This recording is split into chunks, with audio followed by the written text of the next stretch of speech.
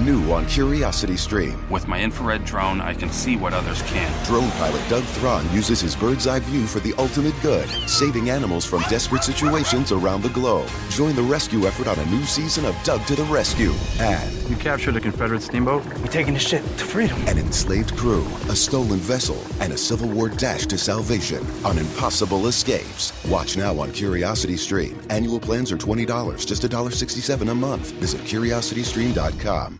What's up? It's your boy, the Ted Smith. Thanks for listening to the Men's Room Daily Podcast. Want more? Check out the greatest podcast in all the land, The Podcast. Be sure to subscribe and listen to a brand new episode every Tuesday night. All right, we made it to drinking time.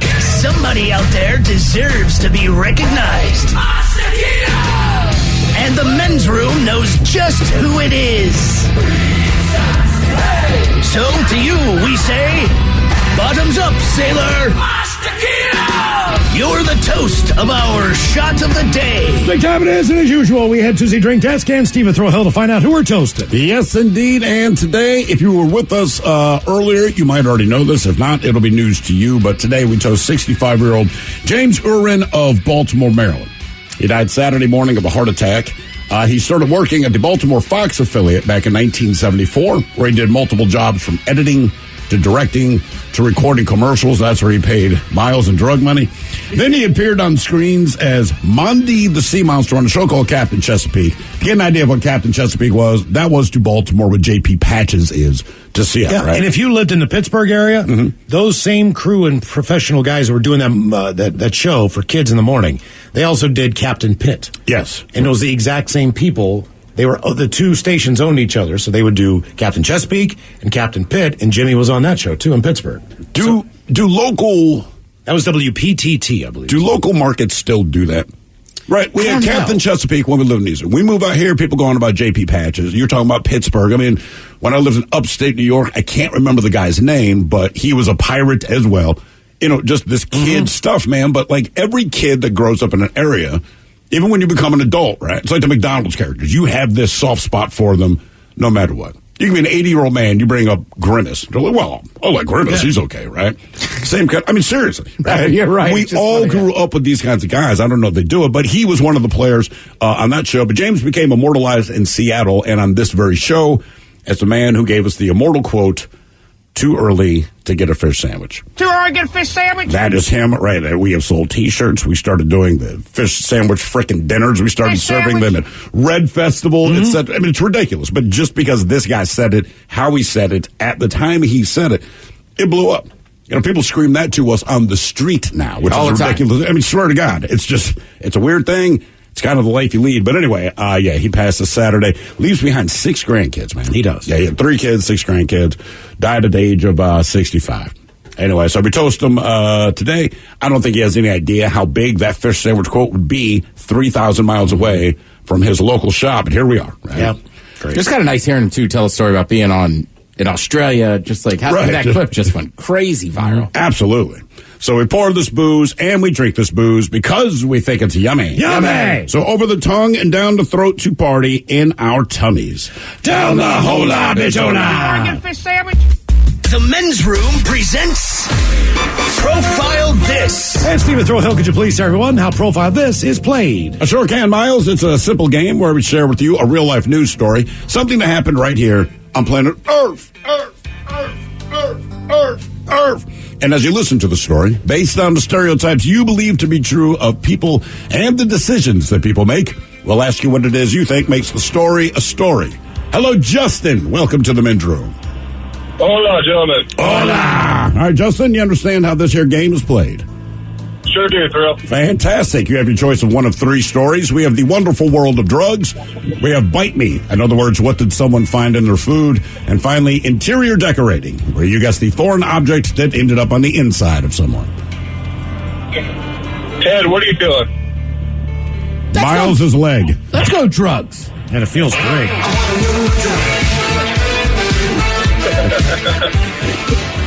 All right, here is your story. Go to Marion County, Florida, where something was found inside of a woman's vagina. This after she was found in the woods in an attempt to hide from deputies.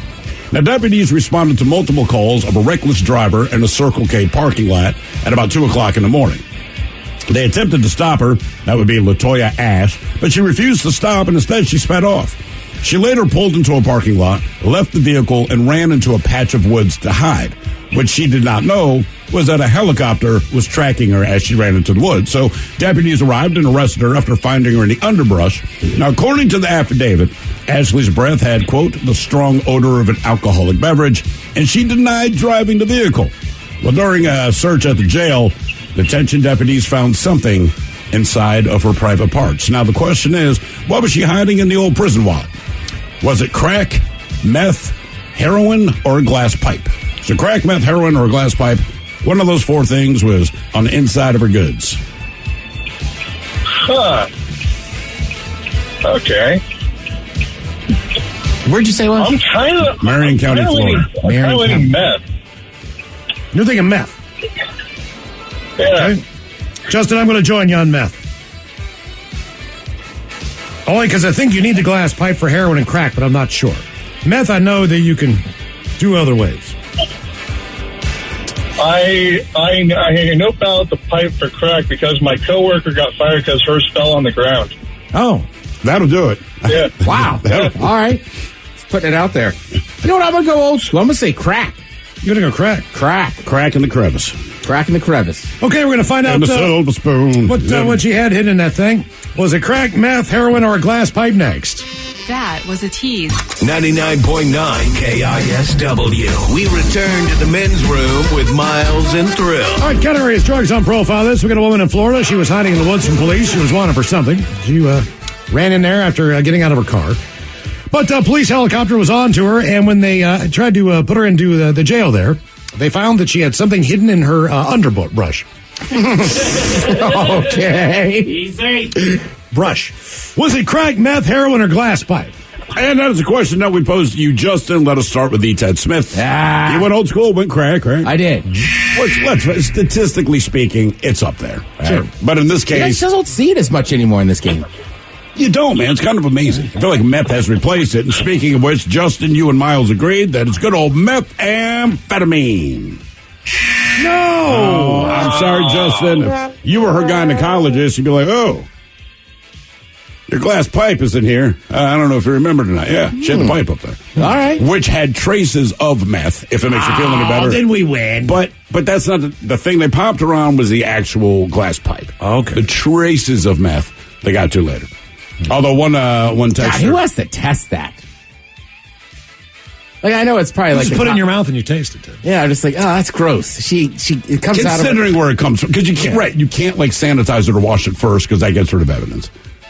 Do you think you're like maybe the newbie on the staff if you have to test like, hey, this kind of wet, moist thing we just extracted, you need to test it for drugs?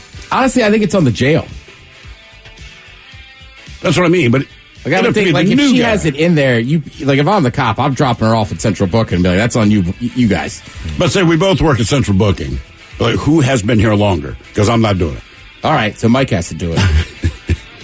Mike, that's standard protocol when you check somebody in. You gotta check all their hey, when I was a janitor, all their pockets. When I was a janitor, one of the first days I worked, they were like, hey, we're glad you're on the staff. Somebody peed in the bathroom. It's up to you. Yeah, I know, right? That's welcome. Welcome.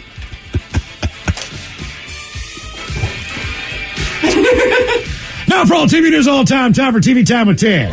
And now, because your pathetic life is confined to countless hours in front of a talking box, the Men's Room presents TV Time with Ted. Wait, what's going on there? I'm trying to swallow. It's just stuck in the back of my throat. Like, I'm looking at Thrill. I'm like, this is when Miles talks. And you're pointing at your neck. I'm like, I'm not following. All right, Ted can give me the Heimlich. I know I could. Could. I like that. Doesn't mean he would. Oh, no, I could do that. But I'm just tired of doing it to people. Miles, of course I would be tired of saving lives. What is it this time? All right, your choices. You got the Jimmys. All right, Jimmy Fallon, Jimmy Kimmel. Bill Maher. All right. Weekend Update. Mm-hmm. Seth Meyers. Okay. Ted Smith. Is it Ted or is it late night? Here's right there the title. These guys have teams of talented writers that help them come up with their monologues each and every night. It is up to you to determine, is this an actual late-night joke and from whom, or could it be a The Ted Smith original? Police in Canada are reporting they found a drone flying into Canada from the USA, and it contained 11 handguns. Or as we call it in the States, a housewarming gift. Foul. Myers. Smith. Oh, well done. Now that Tropicana is trying to make pouring orange juice on cereal a thing, Come on, man. milk must not take that lying down. Introducing Milkmosas. It's champagne and milk. Weekend update. Bill Maher. That's Bill Maher. Now that Tropicana is trying to make pouring orange juice on cereal a thing, milk must not take that lying down. Introducing the Milkmosa. Champagne with milk.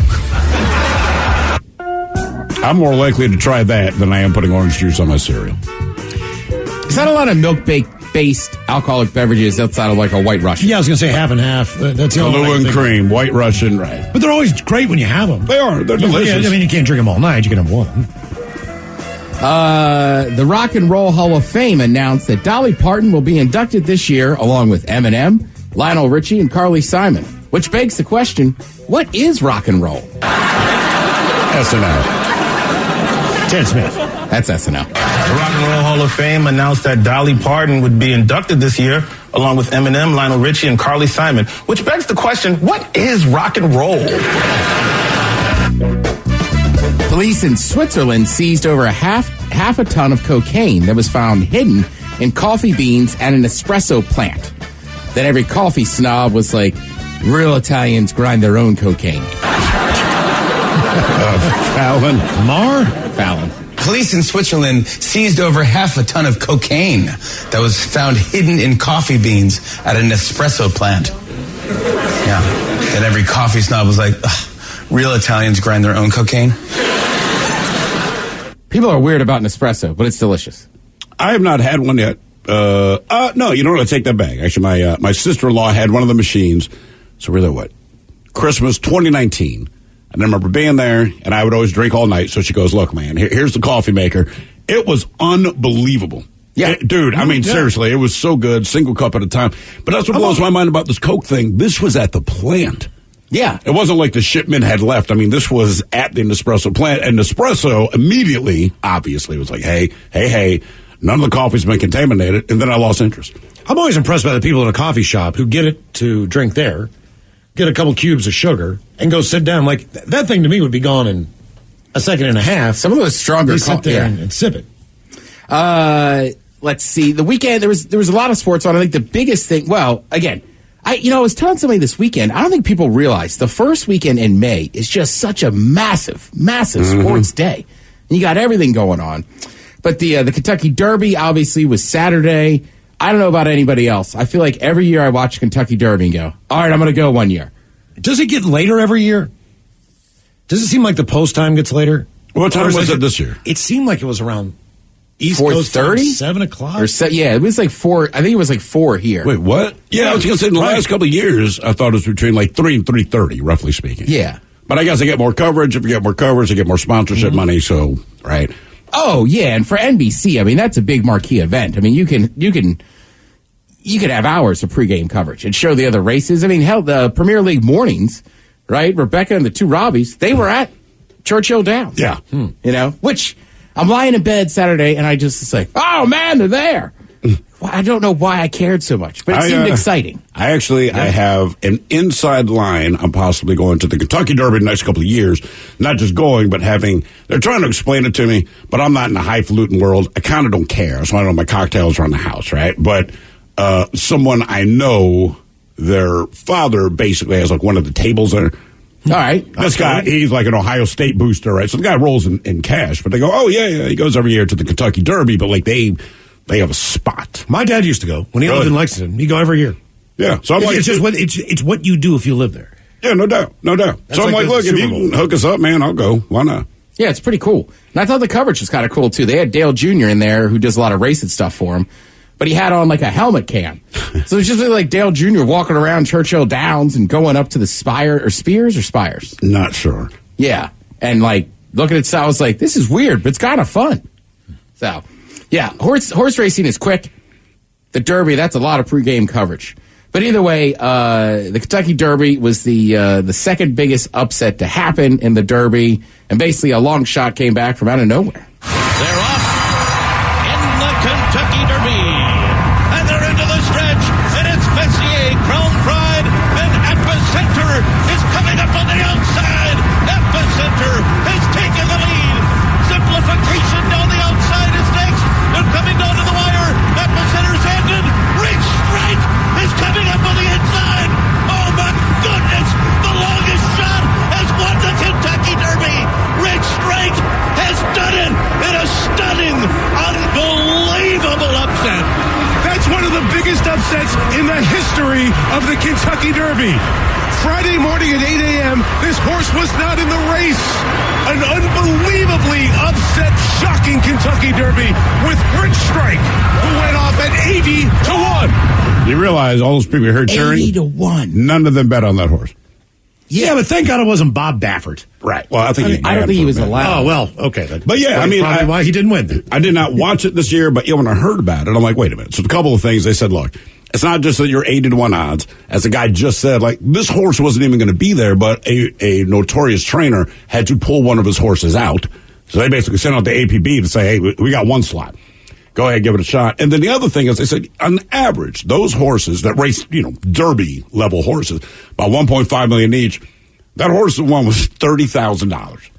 He's like also, your broken down, cheap ass car. Also, he joined Formula Racing, and somehow, and a Datsun with duct tape on it, this dude. Well, sometimes with horse racing too, it's just if that horse doesn't have the same pedigree or isn't like the son or daughter or whatever, they just assume it's not going to be as good. If this horse ran well in Florida, you can't put him on a trailer and get his ass to Lexington. So Correct. This is a local horse.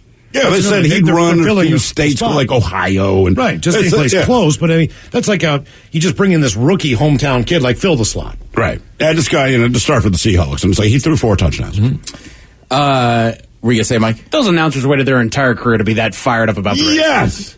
Yeah. You want to be there for that, man. That's great. Like we said, the payout on Rich Strike was $163.60 to win.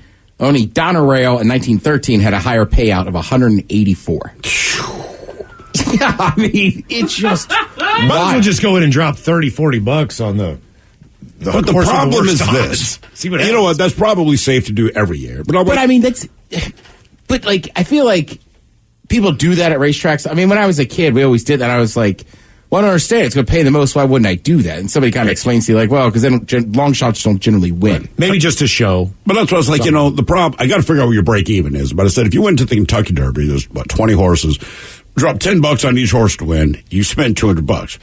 Now, if the favorite wins, you ain't getting you probably won, $28. Yeah. But the fact that 80, and there's no guarantee this happened, but the fact that 80-1 odds won, like, you made your money where you can survive the cost of what you spent to lay the bets.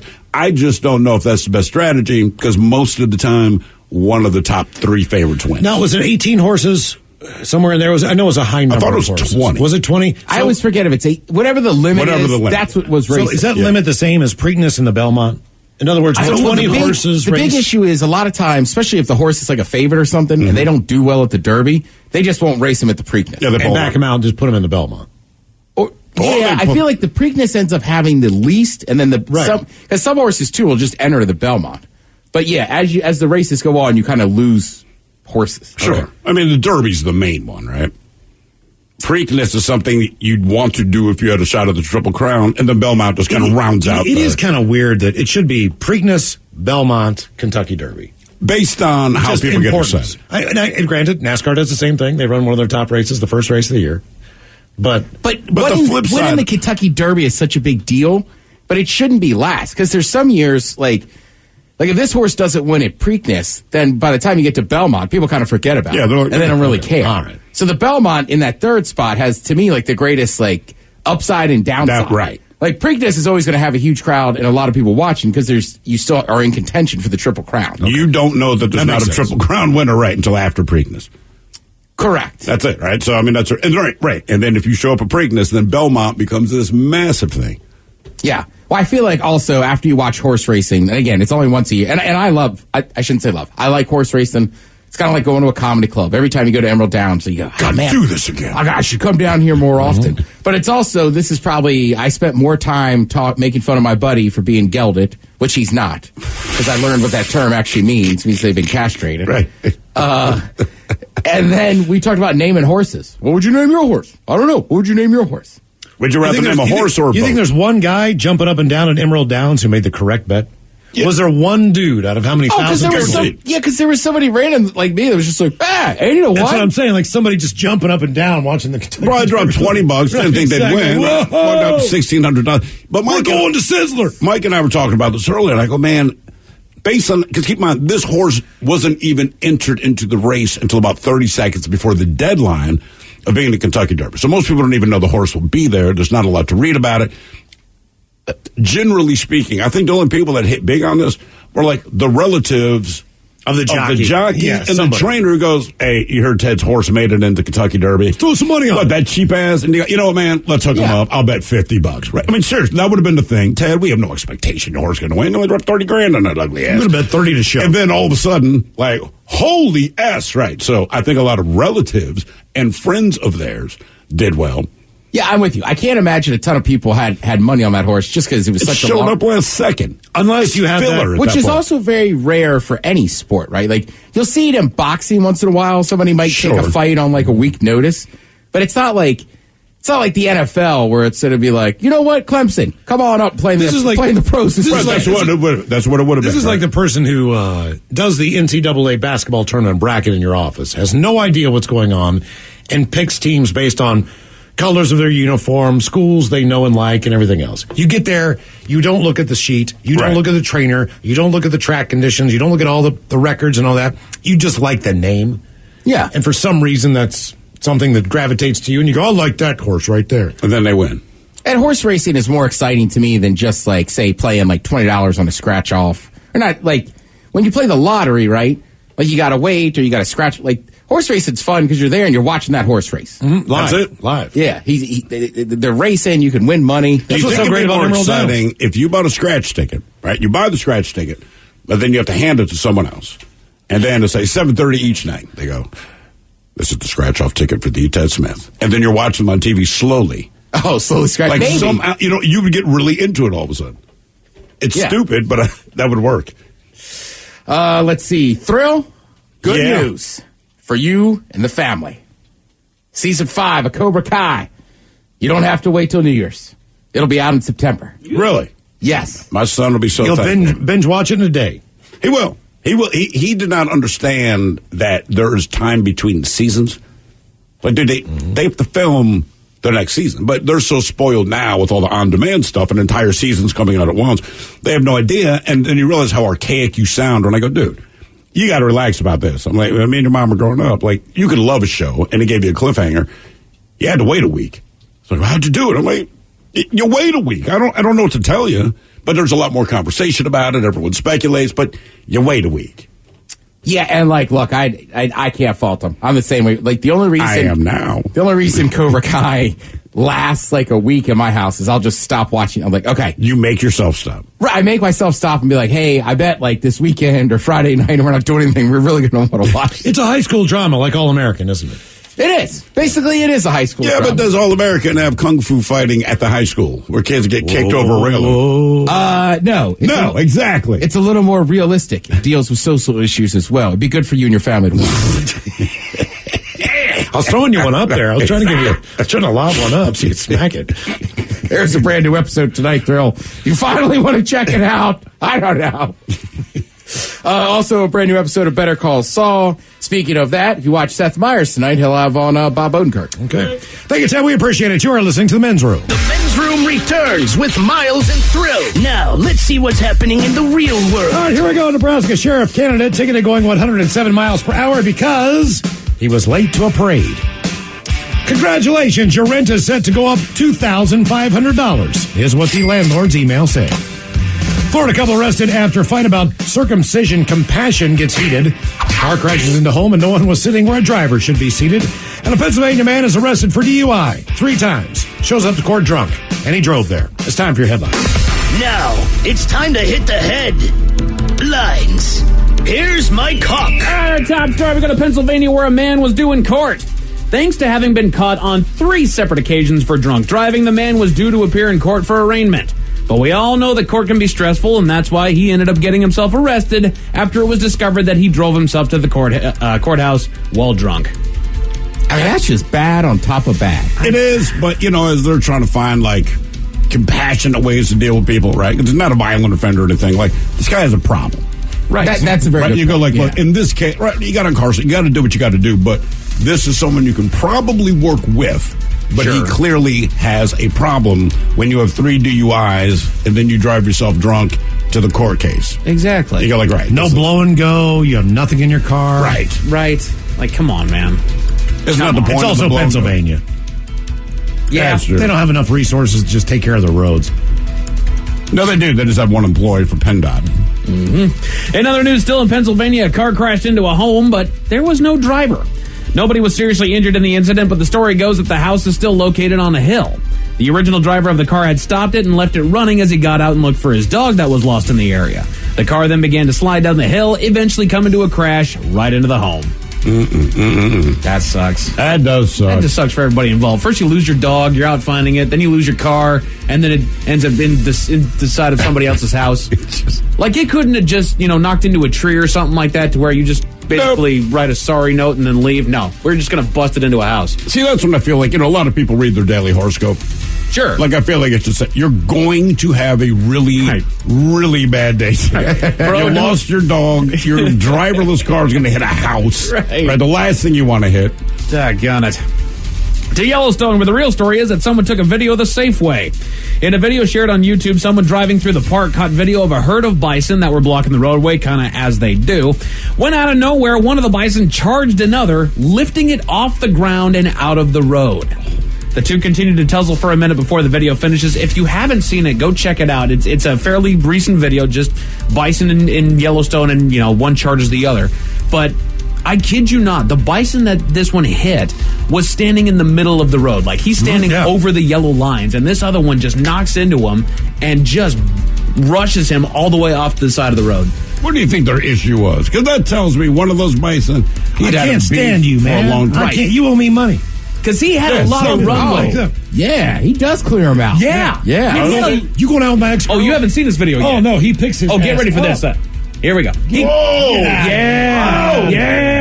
He comes out of nowhere, man. He had a lot of lead up on that run. He slept with his girl. He did. You don't hit anybody like that didn't sleep with your girl. Looked like Josh Allen. Made his girl laugh. It's not okay. Made his girl laugh. I saw her laughing. Hey, girl. Slip bastard. Not a great way to start your campaign optically. Someone running for sheriff in eastern Nebraska was stopped by police as he made his way to his parade. The officer caught the candidate flying down the road at an impressive 100 miles per hour. The candidate admits to speeding and accepts the charges, but defended himself on the issue of handing the officer his license, registration, and then his retired officer badge. He and his campaign crew claimed that he only showed the officer his retired badge as a way of informing the officer that he was armed at the time that he was stopped. I'm going to tell you what, right now, as a black dude, I believe him. Yeah? If you say, hey, man, I have arms on me, at least in my experience, things go south real quick, even though you said it and you're not threatening anyone. But if I could hand him that, should I have been a former cop, I'm just letting you know. But also what I'm letting you know is I am responsible. I understand what I'm doing with it. I just want you to know this before we go to the shakedown. And frankly, this guy's speeding to the parade. It really doesn't bug me.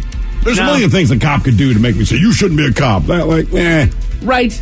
It's Nebraska. You almost have a life license to drive that fast because you've already been in pursuit. Right. That's part of your job. It's like Dale Earnhardt Jr. gets pulled over going 107 miles an hour.